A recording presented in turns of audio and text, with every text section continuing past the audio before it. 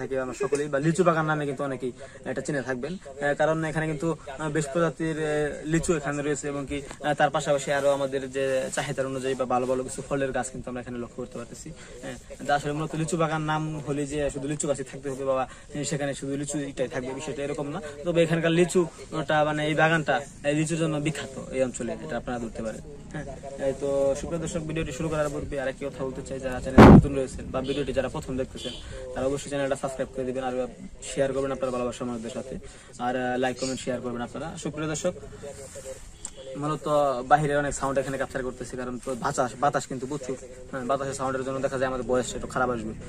তো আপনারা মনোযোগ দিয়ে ভিডিওটি দেখবেন যেন বুঝতে পারেন, সঠিক তথ্যগুলো জানতে পারেন এবং আপনারা উপকৃত হতে পারেন।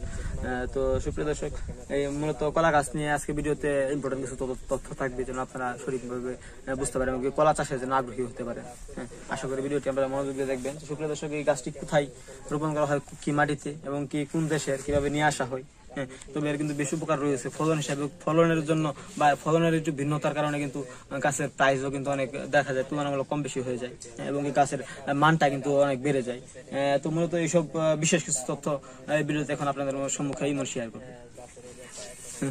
দর্শক আসসালামু আলাইকুম, আশা করি কেমন আছেন?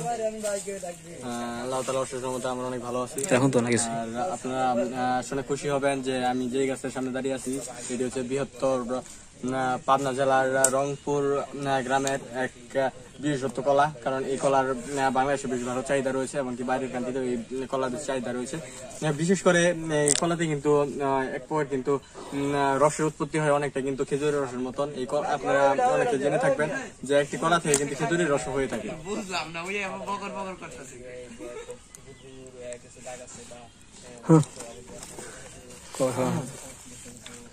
আর এসব কলা থেকে বেশ পরিমাণ কিন্তু কলা হয়।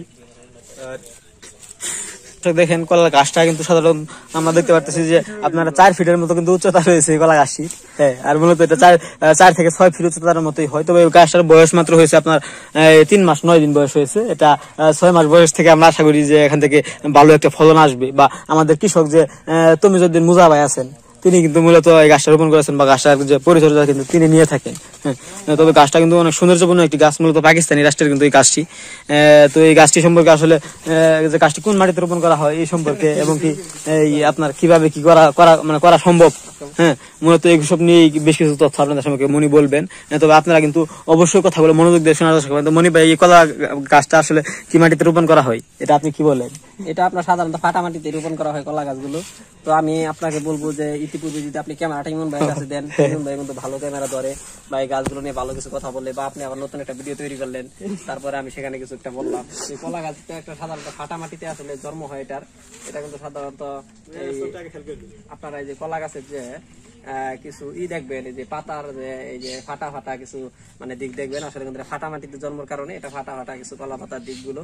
তো সুপ্রিয় দর্শক শ্রোতা, মানে এই গাছ লাগাইলাম আমি ফল খাইলই মানে এরকম একটা মানে সে কথাবার্তা বলতেছে।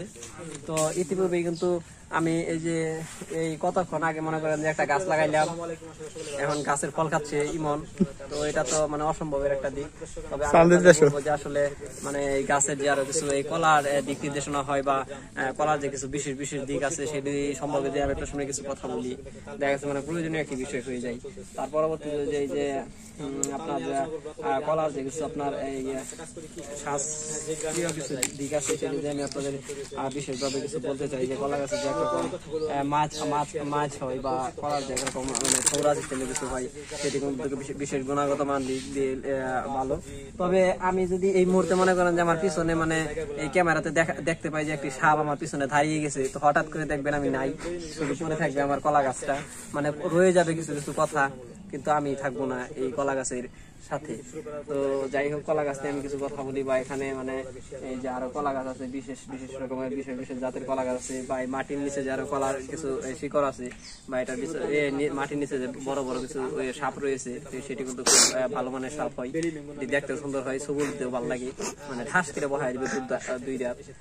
তো এটি কিন্তু মানে খুব প্রয়োজনীয় দিকগুলো। ভালো থাকবে, আল্লাহ হাফেজ।